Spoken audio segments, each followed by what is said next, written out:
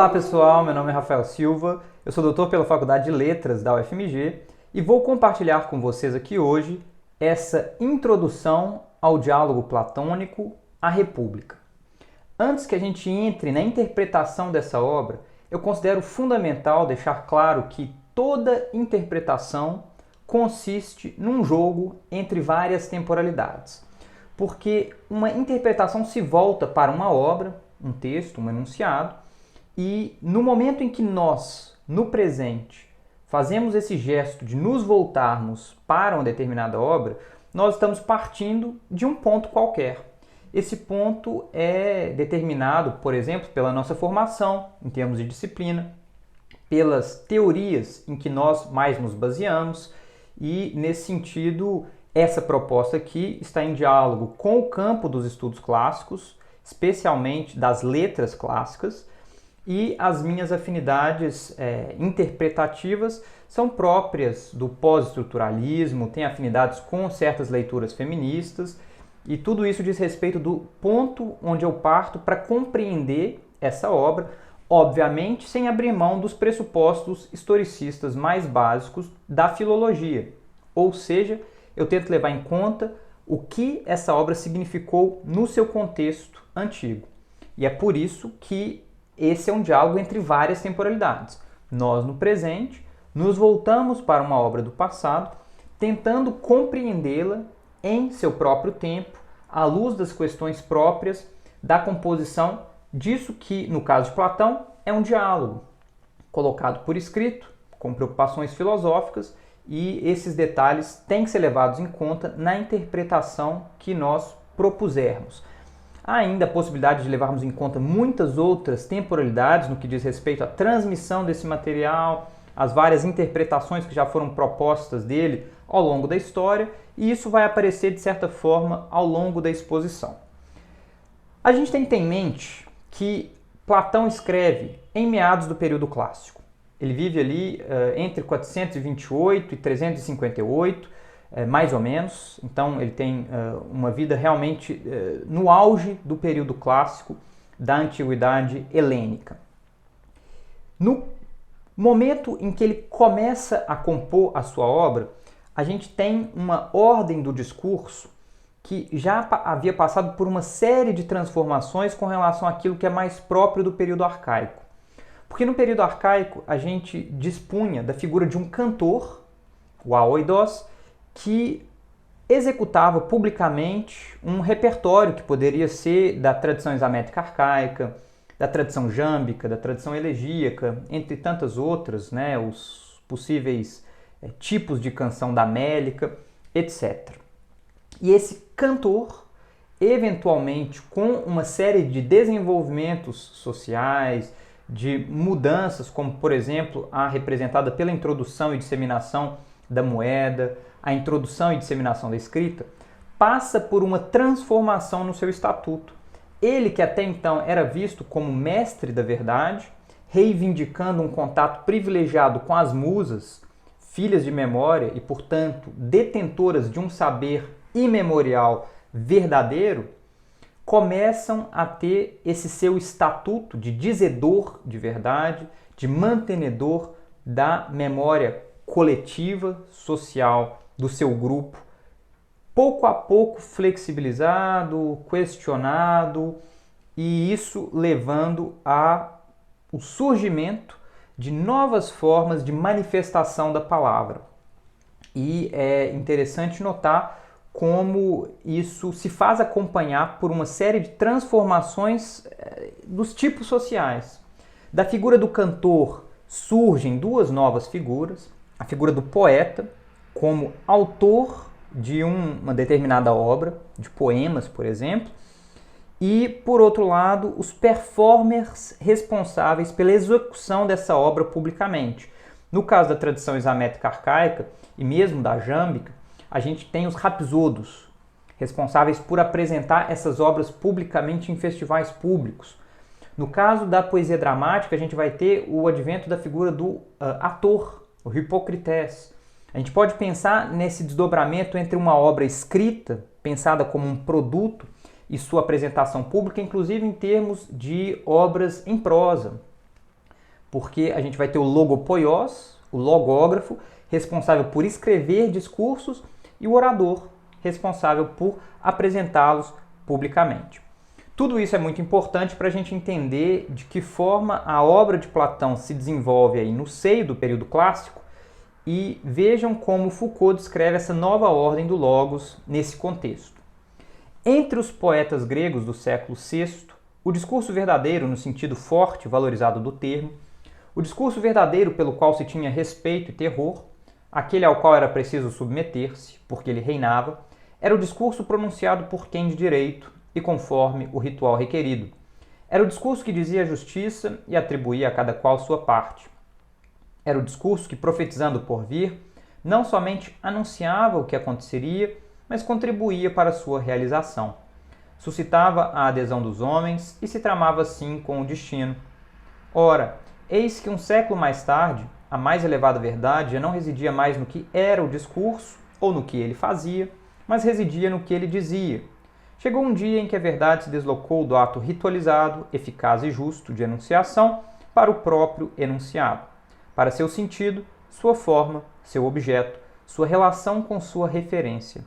Entre Hesíodo e Platão, uma certa divisão se estabeleceu, separando o discurso verdadeiro e o discurso falso. Separação nova, posto que doravante o discurso verdadeiro não é mais o discurso precioso e desejável, posto que não é mais o discurso ligado ao exercício do poder. O Foucault aqui, portanto, tematiza essa transformação de um cantor dotado de um discurso de verdade, reconhecido publicamente enquanto tal, para o advento de figuras que começam, em novas formas discursivas, a refletir sobre determinadas formas de verdade.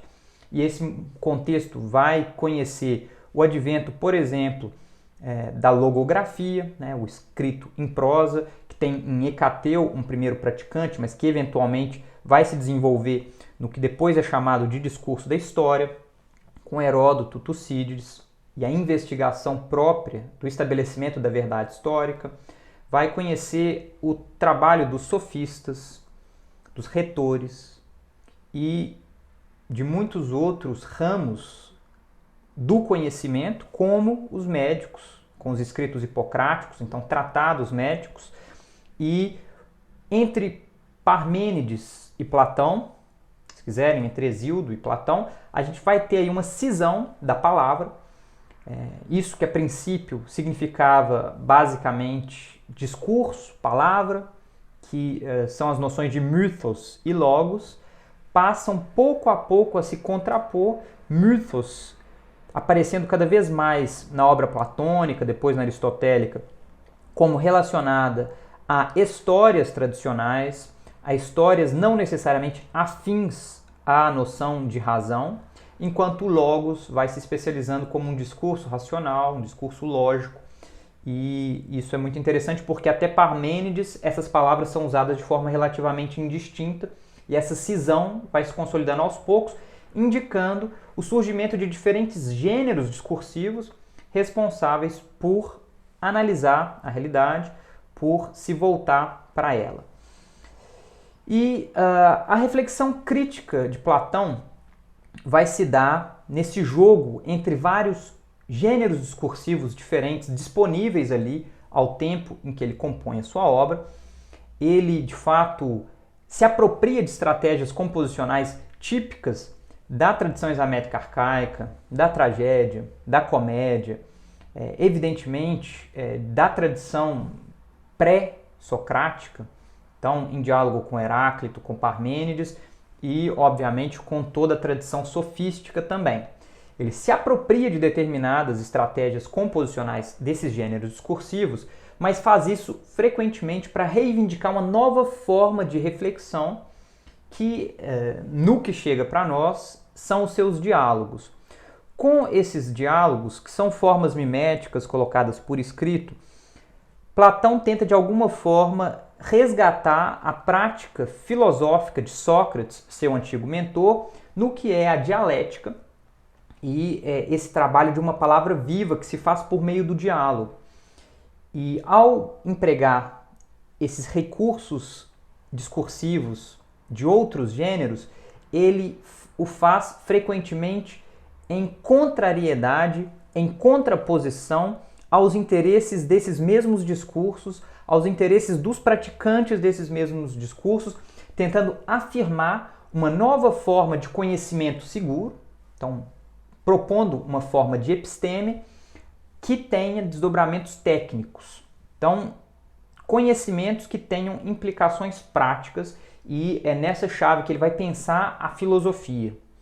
Ele evidentemente está, inclusive, disputando esse termo filosofia com Isócrates, está disputando, por assim dizer, um lugar ao sol no âmbito da educação da Atenas clássica com os rapisodos, com os sofistas e com outras figuras, Alcidamante, Isócrates e tantos outros.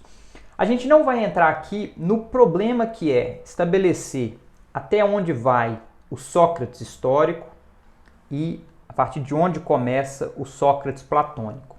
A questão do Sócrates histórico é bastante complexa. A gente tem outras fontes para tentar estipular o que teria sido a prática dessa figura. A gente tem as nuvens do Aristófanes, as memoráveis, os econômicos de Xenofonte, uma infinidade de diálogos platônicos, outros pseudoplatônicos, outros testemunhos da época, como Antístenes, e é uma tarefa bastante difícil estabelecer até onde vai o Sócrates histórico. Aqui nós vamos falar do Sócrates platônico, desenvolvido no âmbito desse gênero discursivo, que é o diálogo, que, tal como propõe o Aristóteles no início da poética, já constitui no meio ali do período clássico, por volta do final do século V, um gênero discursivo próprio. O socraticoi logoi, os discursos, os diálogos socráticos, são, da perspectiva de Aristóteles, escrevendo algumas décadas depois, uma forma mimética entre as outras possíveis. E é muito interessante que seja uma forma mimética colocada por escrito, e essa questão é importante aí para Platão. Ele que, trazendo ideias do Sócrates histórico, parece ter defendido que a palavra viva do diálogo em presença era muito mais efetiva do que a palavra escrita, mas que, contraditoriamente, pelo menos a princípio, deixou uma obra escrita bastante vasta. Dentre elas, esse diálogo de que nós vamos tratar aqui hoje, a República, que consiste numa narrativa. O único personagem que tem voz nesse diálogo é, de fato, Sócrates, porque ele narra um evento que teria acontecido com ele no dia anterior. A primeira palavra desse diálogo, kateben, de si, já evoca um imaginário muito próprio da cultura grega antiga, na ideia de catábasis, e a partir daí tece uma série de associações com o que a gente poderia imaginar como uma iniciação filosófica. Sócrates conta como no dia anterior desceu ao Pireu, depois de uma série de encontros, acaba na casa de Cérbero, onde, dada a preocupação do seu anfitrião Cérbero, um homem de mais idade, com a morte, o seu desejo de não deixar dívidas, de honrar os deuses com sacrifícios para que ele não corra o risco de ser punido no pós-mortem, Sócrates e seus interlocutores começam a refletir sobre a melhor forma de se viver a vida, para não temer nenhum tipo de punição no pós-mortem, e por isso, pouco a pouco, são conduzidos a refletir sobre a justiça. Teria muito o que comentar em termos composicionais desse diálogo, porque ele de fato se constitui como uma espécie de odisseia filosófica. Platão vai fazer remissões a figuras, a imagens da Odisseia em pontos importantes do diálogo. Eu não vou enfatizar isso aqui, porque vou propor uma interpretação geral dos argumentos da República, dando ênfase naquilo que é mais interessante para quem vem das letras, como é o nosso caso aqui. E refletindo sobre a justiça, porque vejam, esse é o grande tema de que trata a República, embora parta de uma reflexão sobre a morte, Sócrates vai propor uma analogia segundo a qual é difícil tratar da justiça no nível do indivíduo, mas que esse é o objetivo final, que ele pretende alcançar, mas com o objetivo de chegar a esse objetivo, ele vai partir da justiça no nível da polis. E vejam como ele propõe essa analogia. A busca que empreendemos não é de medíocre importância, porém exige, na minha opinião, uma vista penetrante. Ora, posto que nos falta esta qualidade, eis como creio ser preciso enfrentá-la. Se a pessoas que não possuíssem vista penetrante fosse ordenado ler, de longe, letras bem pequenas, e se uma delas percebesse que estas mesmas letras se acham traçadas em outro lugar, mas em tamanho maior e com maior espaçamento, constituiria para elas, imagino, um feliz acaso, poder ler primeiro as letras grandes e examinar depois as pequenas para averiguar se são as mesmas. Então ele parte dessa analogia com a escrita, dizendo que a justiça no âmbito do indivíduo é talvez muito pequena e difícil de ser compreendida, mas que a justiça no âmbito da cidade vai ser um objeto de investigação mais simples e determinando o que é uma, é possível conferir qual as implicações sobre a outra, menor, mais difícil de compreender, e assim atestar a semelhança, por assim dizer, a validade dessa analogia. E é a partir daí que eles começam a compor uma cidade por meio do logos. Logos é uma palavra extremamente ambivalente em grego antigo, significa discurso, palavra, mas também pensamento, raciocínio, e eu vou evitar traduzi-lo porque justamente me parece que se encontra em jogo ao longo de toda a República a ideia de que eles vão trabalhar por meio dos discursos o pensamento. Então vejam como, depois que Adimanto concorda com essa sugestão de Sócrates de partir da justiça no âmbito da polis, para em seguida tentar determinar qual é a justiça no âmbito do indivíduo, Sócrates afirma o seguinte: vamos, com o logos, a partir do princípio, façamos uma cidade. Nossa necessidade, ao que parece, é que vai fazê-la. Eu destaco aqui os termos gregos dessa formulação, porque seus ecos sintáticos vão aparecer numa proposta posterior, subentendendo o desdobramento dessa primeira analogia já defendida aí. E eu vou destacar isso na sequência, sendo importante já notar desde logo que essa ideia de fazer, o verbo poieo, fazer uma cidade, já alude a uma possível competição com o papel do poeta. O poietes, que é aquele que faz, poieo, que faz um poema. E é como se Platão pouco a pouco sugerisse que a prerrogativa de que o poeta faça o que quer que seja já fosse da ordem de uma usurpação, porque não seria legítimo. Eu vou mostrar isso logo mais. Mas o que é importante aqui para nós é que Sócrates e seus interlocutores, portanto, começam a conceber uma cidade por meio do logos desde o seu início, a partir das necessidades mais básicas. E essa concepção vai se dar segundo certos princípios: o princípio da simplicidade, o da diferença natural entre as pessoas e o da especialização. O princípio da simplicidade é o de que as coisas são feitas da forma mais simples possível e não da forma mais complexa, mais difícil. O princípio da diferença natural entre as pessoas é parte ali de uma observação empírica, as pessoas têm diferentes capacidades e, como desdobramento do princípio da simplicidade, cada uma delas vai se dedicar de forma especialista a certas funções e não a outras, porque é muito mais simples que as pessoas bem dotadas, por exemplo, para trabalhar como artífices, trabalhem apenas como artífices e não com educação, segurança, etc. As pessoas que são bem dotadas para educação trabalham apenas com educação e assim por diante. Então esse é o princípio da simplicidade que leva ao princípio da especialização, segundo os quais essa cidade vai ser desenvolvida. Pouco a pouco, Sócrates e seus interlocutores pensam nas necessidades básicas dos habitantes dessa cidade, habitação, alimentação, vestuário, etc. E a simplicidade dessa polis, desenvolvida com o assentimento entusiasmado de Adimanto gosta dessa ideia de uma vida frugal, simples, vivendo apenas de frutos do campo, sem muito luxo, né, simplesmente preenchendo as necessidades mais básicas, vai ser duramente criticada por Glauco. Glauco diz: ao que parece, você está fazendo esses homens se banquetearem sem petisco nenhum. A palavra que aparece aí é opson e é uma referência a algo da ordem de uma sofisticação.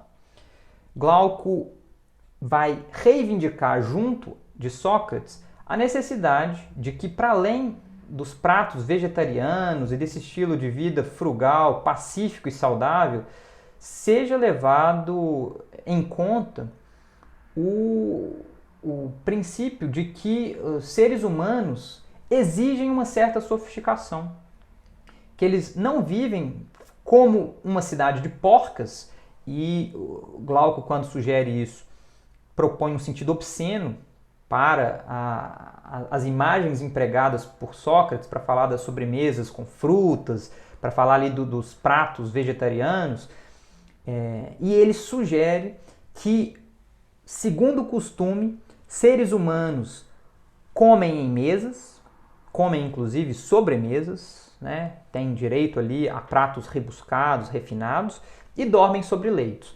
E essas imagens de leitos e mesas são empregadas por Glauco para introduzir isso que é da ordem do opson, do luxo, do excesso, de um suplemento que, da perspectiva socrática, vai inflamar essa cidade, vai trazer uma inflamação desnecessária porque vem preencher necessidades inexistentes.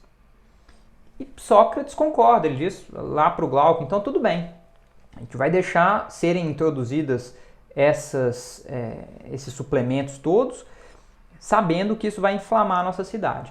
E é aí que aparece pela primeira vez uma palavra derivada do radical de mimesis, né, do verbo mimeistai, que tem a ver com a representação, com a arte, com tudo isso que é da ordem de uma fabricação de aparências. Nós veremos aqui como esses mimetizadores são caracterizados. Vejam lá. E os mimetizadores vão entrar também nessa cidade inflamada, muitos com relação às formas e cores, muitos com relação à arte das musas, poetas e os seus assistentes, rapsodos, atores, coreutas, empresários de teatro, fabricantes de móveis e de grande variedade de coisas, bem como, além de muitos outros, aqueles com relação ao ornamento feminino. Então vejam como a mimesis, já na sua primeira entrada na República, aparece sob o signo do excesso, sob um signo negativo. E é nesse momento que Sócrates vai dizer, então, que a entrada desses excessos vai levar os cidadãos a desejarem aquilo de que não tem necessidade, a desejarem luxos, a desejarem conquistar e preservar mais do que necessitam, e isso vai levar à necessidade de um conjunto de pessoas responsáveis por manter a ordem, por se certificar de que cada um mantém apenas aquilo que lhe pertence, mas não tome à força o que pertence a um vizinho, a um colega, inclusive não apenas no âmbito da própria polis, mas na relação entre diferentes polis, com a formação de uma classe dedicada aos exercícios da guerra. Esses são chamados a princípio de guardas, phylaces ou guardiães, e é nesse momento que Sócrates vai pensar na educação desse conjunto de guardas, porque eles se tornam uma força fundamental para a manutenção da boa ordem nessa cidade inflamada. E é nesse momento que ele diz: vamos, então, como se estivéssemos mitologando, né, contando um mito, contando histórias, com um mito, e passando o tempo, com o logos eduquemos os homens. Vejam como a sintaxe dessa frase é muito parecida com aquela anterior, que a gente já tinha mencionado, quando ele dizia: vamos, com o logos, a partir do princípio, façamos uma cidade. Então, o logos aparece como o meio que Sócrates e seus interlocutores têm para fazer uma cidade, mas também o meio a partir do qual é possível educar os homens. E essa é uma analogia muito interessante, muito produtiva para nós. A ideia de que o logos faça uma cidade na medida em que é ele também que educa os seus cidadãos. E aí o papel da educação na politeia, né, na república de Platão é absolutamente fundamental. Evidentemente, a educação tal como proposta aqui, ela é restrita ao corpo dos guardas, mas ainda assim é uma primeira reflexão sobre educação pública e os seus efeitos positivos sobre a constituição política, que de fato vai ter muito sucesso, vai ter um impacto muito profundo na tradição filosófica de base ocidental. E vejam qual é o papel da poesia, né, nessa paideia. A poesia aparece sob o signo do pseudos, então do engano, da mentira, porque são histórias não verídicas, né, que não reivindicam a verdade, mas uma forma de verdade, uma forma, a gente poderia dizer hoje, de verdade ficcional. O início dessa paideia de caráter duplo porque baseada na poesia, na música, né, na arte das musas, mas também na ginástica, no cultivo do corpo, não se dá pelo cultivo do corpo, que vai ser sugerido para jovens de mais idade, mas sim pela arte das musas, principalmente pela forma do pseudos. Pela forma do pseudos que se encontra nos discursos. E esses são os mythoi. E é a partir daí que Sócrates e seus interlocutores passam a refletir sobre o que se deve dizer no âmbito dessa poesia e como se deve dizê-lo. Então, algo da ordem do conteúdo, mas também da forma. Sócrates sugere que a importância de se dedicar algum tempo à educação se dá na medida em que o começo de qualquer obra é o mais importante, ainda mais para um ser jovem e delicado. Afinal, é principalmente então que se molda e se introduz o tipo que se quer imprimir em cada um. Essas metáforas não são gratuitas. Vejam o uso da ideia de plasma, né? De se plasmar, de se moldar uma alma, assim como a de empregar um typos, né? Todo esse imaginário do eidos, né? A forma, o typos, o tipo, que se imprime numa alma, tem implicações profundas na argumentação platônica, sobretudo lá nas reflexões sobre a teoria das formas que vão ser propostas no meio da República mais adiante. Mas aqui ele já introduz esse imaginário. E falando sobre o conteúdo dessa poesia, Sócrates vai dizer que a determinação do que é um pseudos, uma história mentirosa, uma ficção, contada não kalos, não belamente, não boamente, se dá nos seguintes termos. É quando alguém conjectura mal, com o logos, sobre como são os deuses e os heróis, do mesmo modo que um pintor pintando coisas em nada semelhantes àquelas que queria ter pintado. Aqui é a base da censura moral proposta por Sócrates, quando ele diz que as representações enganosas de heróis e deuses pode levar a comportamentos nocivos por parte daqueles que assistem a essas representações com frequência.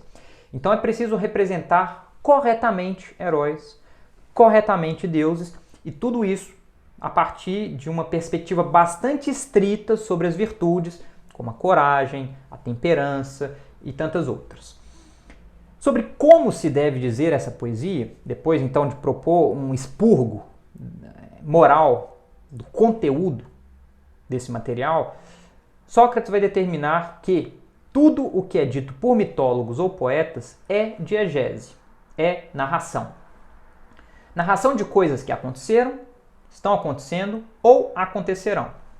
Essa diegese pode se dar de três maneiras, segundo ele. Com a diegese simples, então pura narração, discurso em terceira pessoa estritamente.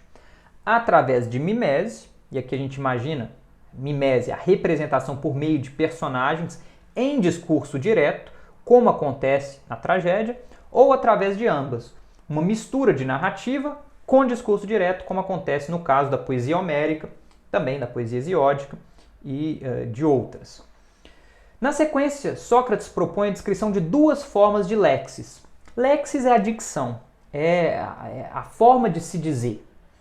E ele, portanto, já não está mais pensando simplesmente em diegese e mimese, mas num desdobramento a partir dessa tripartição anterior, que é nessas duas formas de lexis, uma primeira, cuja lexis participaria mais da diegese simples, contendo pequenas variações e que, tendo recebido a harmonia e o ritmo convenientes, poderia ser dotada por quem fala corretamente, sem precisar modificá-los.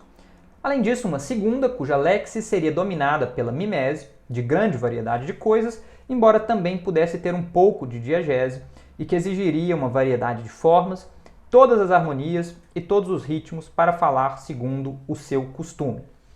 Então vejam que, depois de propor a distinção entre diegese, mimese e uma forma combinada, Sócrates desdobra daí duas formas principais de lexis. Uma que mimetiza tudo quanto há, que emprega sobretudo a mimese, e outra muito mais simples, que emprega sobretudo a diegese e que se concentra na representação de homens de bem, se quiserem, na representação do homem bom, o agathos. E vejam que ele pergunta, então, que forma de lexis nós manteremos na polis se a gente quiser a educação dos guardas no sentido proposto por nós, a mais simples possível, a mais especialista possível.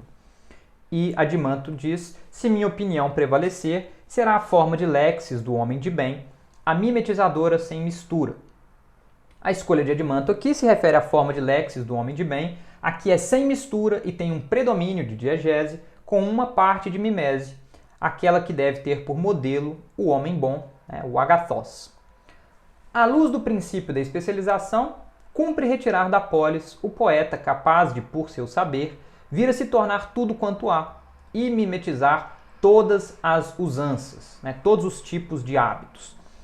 E vejam que o princípio da especialização sugere isso porque ninguém pode executar ou mimetizar bem muitas coisas, portanto, nem mesmo um poeta mimético pode se dedicar a muitos tipos de caractere, a muitos tipos de conduta, de forma boa, então necessariamente o seu nível seria ruim. Além disso, os únicos que têm direito à paideia por meio da arte das musas são os guardas, e a única forma de lexis cujo emprego pode ser admitido aí é a que for útil para tal paideia.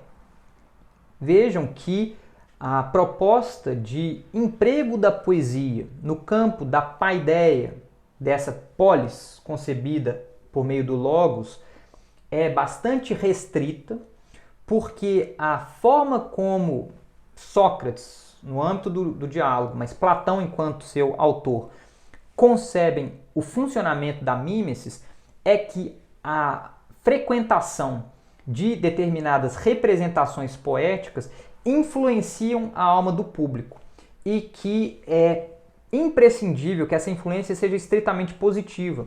Daí se manterem no âmbito dessa educação apenas os hinos aos deuses e os encômios aos homens de bem, formas musicais simples, diretas, representações de caracteres simples, austeros, para que esse modelo consiga influenciar a juventude que o frequenta de forma positiva, estritamente positiva.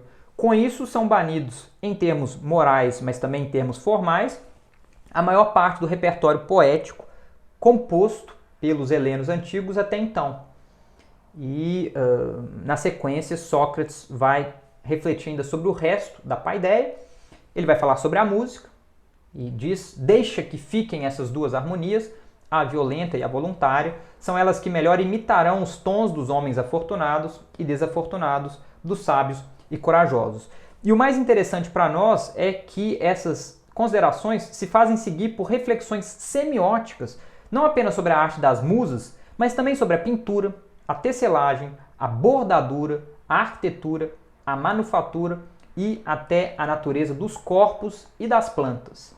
Sócrates afirma que todas essas manifestações se compõem de certas qualidades éticas quando são mimemas, quando são representações de um determinado caráter, um determinado ethos. Segundo ele, se o modelo da mimese for um caráter sábio e bom, tais qualidades se manifestarão como boa linguagem, boa harmonia, formosura e euritmia. E, da mesma forma, acontece o contrário se o modelo da mimese for um caráter imprudente e mau, porque as qualidades que se manifestarão serão a má linguagem, a má harmonia ou a desarmonia, a deformidade e a disritmia, né? A ausência de um ritmo que leve o seu público a se comportar bem. O fundamental de tudo isso é que Sócrates propõe uma teoria semiótica das mais diversas manifestações artísticas humanas. Vocês viram, inclui ali a bordadura, de certa forma a jardinagem, a arquitetura. Então ele está pensando na influência que essas manifestações, essas expressões têm sobre o caráter humano. E ele propõe essa teoria de que quando o artista mimetiza a partir de um caráter bom a sua obra, qualquer que ela seja, a sua influência é positiva. Se ele o faz de um caráter mau, a sua influência será negativa. E como eles eliminam, ele e seus interlocutores, da polis concebida por eles por meio do logos, todas as influências negativas, eles vão propor que a cidade, até então inflamada, pouco a pouco se purifica. Dando-se conta desse expurgo, desse expurgo promovido à polis inflamada, né, tal como transformada por Glauco com a introdução do luxo, lá em 372d, Sócrates exclama pelo cão: sem percebermos, purificamos completamente a cidade da qual há pouco falávamos que era luxuosa. E depois da aprovação de Adimanto, ele ainda conclama: vamos, purifiquemos também o resto. E é com essa toada que se dá a censura da arte, de outras manifestações artísticas, no âmbito do que é pensado aí como uma paideia disseminada pela polis, mas uma paideia voltada para essa classe dos guardas, dos chamados fylakes.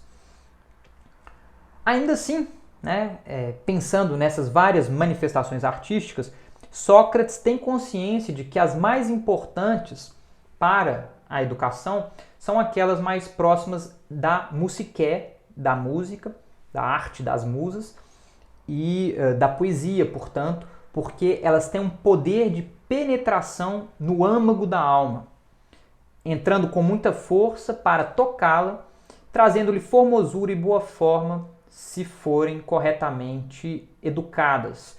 E um artigo do Brancati chama atenção para a dimensão erótica que essa passagem tem, com alusões inclusive a atos sexuais, porque lhe parece muito aguda a compreensão de Platão de como de fato músicas, canções entram na alma de jovens e deixam marcas profundas, jovens educados nessas músicas muitas vezes desde o nascimento, né, escutando canções das amas de leite, depois na sua educação primária, e isso é muito interessante.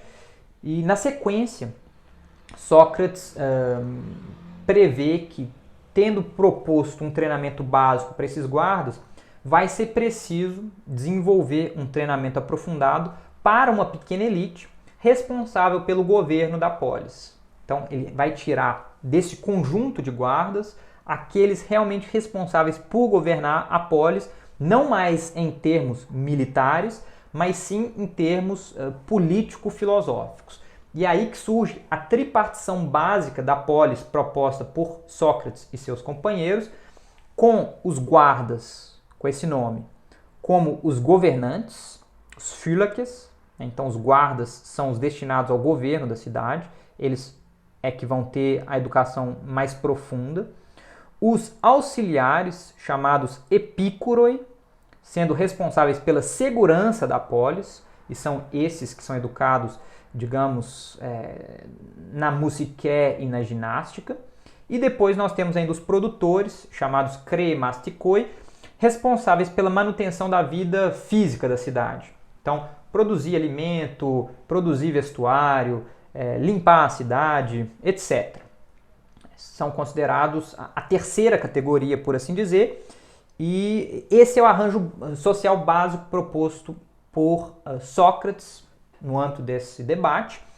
Ele vai sugerir, na sequência, a necessidade de uma nobre mentira, um nobre engano, um nobre pseudos, para que esse arranjo social possa ser mantido dessa forma, e é nesse âmbito que ele fala do mito das raças. A ideia de que cada uma dessas classes nasce ou seja, ela é endógena e não sendo possível, a princípio, uma transformação de alguém que nasceu no âmbito de uma classe passar para outro, embora ele preveja uma série de testes para que eventuais transformações possam acontecer sim. E essa nobre mentira, né, esse nobre pseudos, tem como objetivo inculcar nos cidadãos a ideia de que se ele nasceu produtor, ele é produtor, pronto e acabou. Se ele nasceu auxiliar, ele é auxiliar. Se ele nasceu guardião, ele é guardião. Então, pronto, né? Ponto final. É de fato um mito social que funciona aí numa chave quase de ideologia, a gente poderia dizer. Daí a ideia do emprego político da mentira. Essa passagem da República dá muito debate, mas é pouco depois que ele vai propor a sua primeira definição de justiça, que vejam qual é. É quando a classe dos produtores, a dos auxiliares e a dos guardas exercem cada uma a sua própria função e se dedicam apenas a essa função. Então é a ideia de um equilíbrio social em que cada um se dedica àquilo que lhe é próprio em termos de especialidade. E essa definição da justiça na polis vai ter um desdobramento sobre o que é a justiça no âmbito do indivíduo, com uma tripartição equivalente a essa, que funciona em termos sociais, para a alma. Segundo Sócrates, o elemento cognoscível da alma, aquele mais responsável pelo raciocínio, pelo pensamento, representaria os guardas. O elemento irascível, que é da ordem das emoções, né, das emoções fortes, da coragem, da capacidade de reagir, representaria os auxiliares, enquanto o elemento apetitivo, aquilo que é da ordem das vontades mais básicas, como, por exemplo, comer, beber, fazer sexo, etc., seria a representação dos produtores, e a justiça no nível do indivíduo é encontrar o mesmo equilíbrio que seria sugerido ali para o âmbito da polis, né?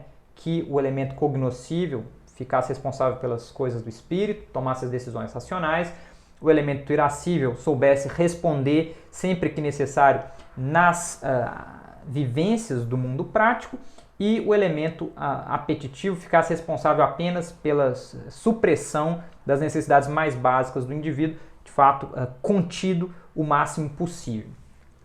E tudo isso vai desenvolvendo a argumentação de República 4 a 9, eu não vou conseguir entrar em muitos detalhes aqui, mas Sócrates faz referência na sequência a 3 grandes ondas que ele vai ter que enfrentar para desenvolver o seu argumento, aí do desenvolvimento dessa polis, e ele faz um longo desvio durante o qual aborda as questões relativas à igualdade entre homens e mulheres, esse é um argumento bastante interessante, à comunidade de mulheres e filhos e ao governo do filósofo rei ou do rei filósofo. E na sequência, depois de desenvolver essas ideias, ele volta a tratar das razões pelas quais ações injustas são cometidas, apesar de tudo quanto ficara dito sobre a incomparável excelência da justiça. Afinal de contas, esse é um dos temas, né? Por que as pessoas cometem injustiças se a justiça é tão boa, se a justiça compensa tanto? Ele vai falar disso na sequência e no âmbito dessa argumentação aí é que ele vai propor uma ontologia, então algo que é da ordem do ser, das coisas que permanecem, né, que tem uma certa duração, a partir da qual ele desdobra uma epistemologia, um conhecimento das coisas seguras, um conhecimento, portanto, estável. Eu não vou ter tempo de entrar aqui na chamada alegoria da caverna, mas é com base nela que ele vai sugerir a ideia de que há uma realidade dotada de sentido estável, na qual as ideias permanecem, e é com base nessa realidade que o conhecimento seguro do filósofo deve se pautar. Vejam como, a partir dessa imagem básica, né, essa intuição sobre o conhecimento, sobre a realidade que de fato é, ele vai propor uma espécie de mímesis própria do filósofo. Em 500 BC, Sócrates sugere que as coisas que são se revelam fixas e imutáveis, não prejudicam nem são prejudicadas umas pelas outras, mas se encontram todas sob a lei da ordem e segundo o logos. O filósofo, ou seja, aquele cujo pensamento se volta para essas coisas que são, emprega todo o seu tempo em contemplá-las, vindo a mimetizá-las e a se lhes assemelhar ao máximo. Afinal, é impossível frequentar algo que se admira sem que se venha a mimetizá-lo. E como o filósofo frequenta a ordem e o divino, torna-se ele mesmo ordenado e divino, tanto quanto isso é possível a um ser humano. Então vejam como Sócrates propõe que o filósofo atua na sua polis como uma espécie de pintor dos caracteres humanos. E isso é muito instigante porque modaliza a ideia de que a mímesis na República é apenas negativa. Há, nessa passagem, uma ideia de uma mímesis filosófica que, se baseando nos modelos das formas, consiga influenciar positivamente o comportamento humano. Isso é muito interessante.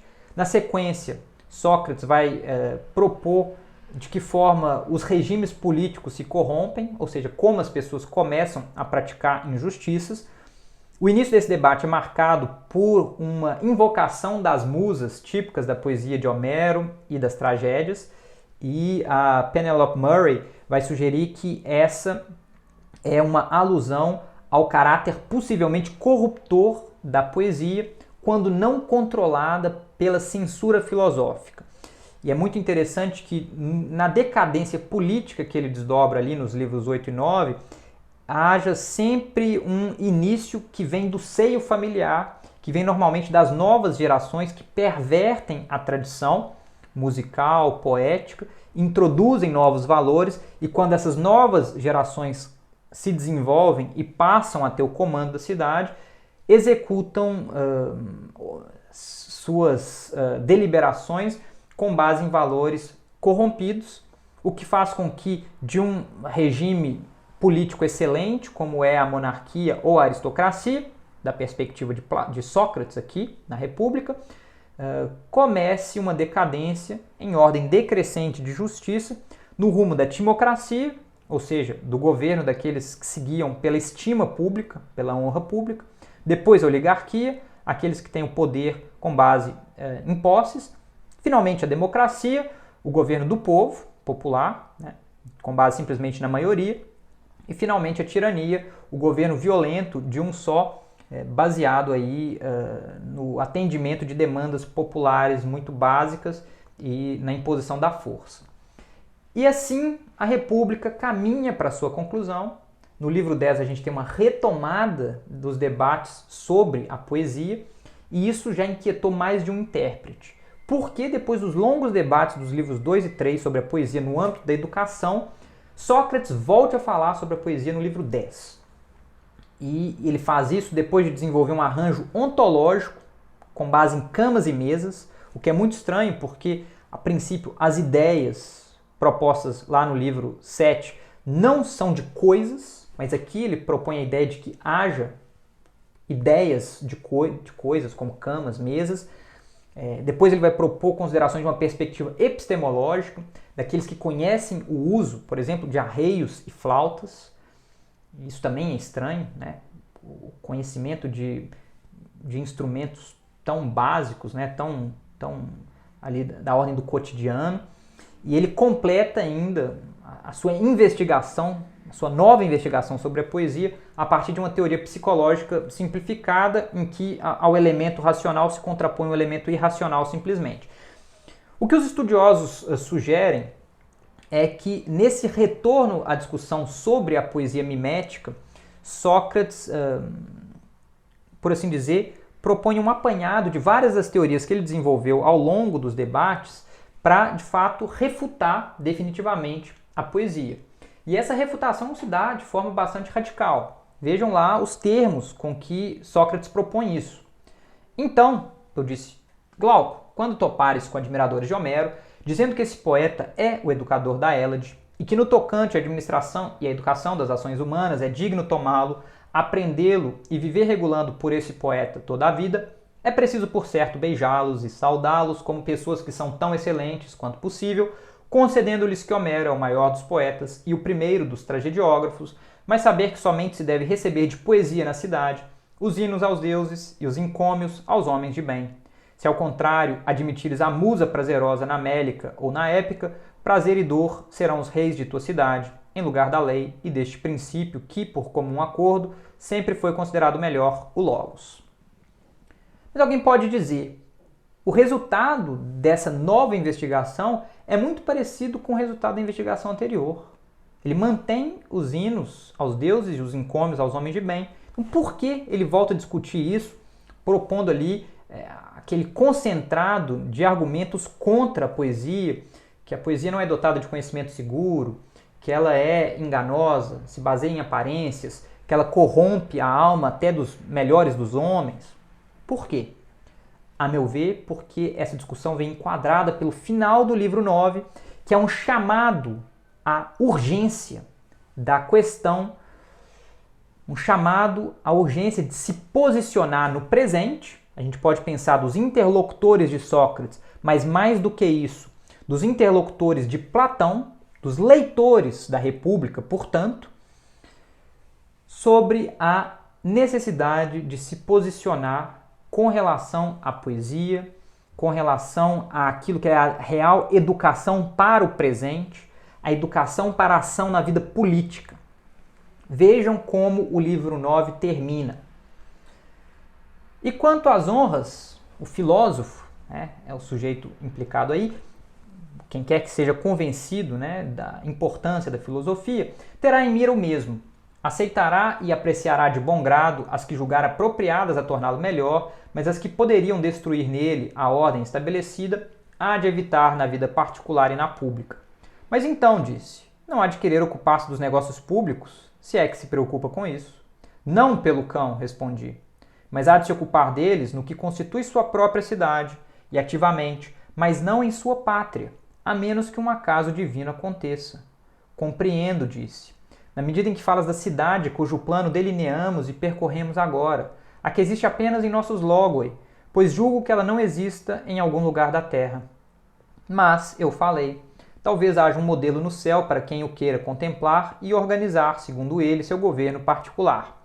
De resto, não importa que tal cidade exista em algum lugar ou ainda deva existir um dia, pois só de acordo com esta é que ele se comportará com mais nenhuma outra. É conveniente que seja assim, disse ele.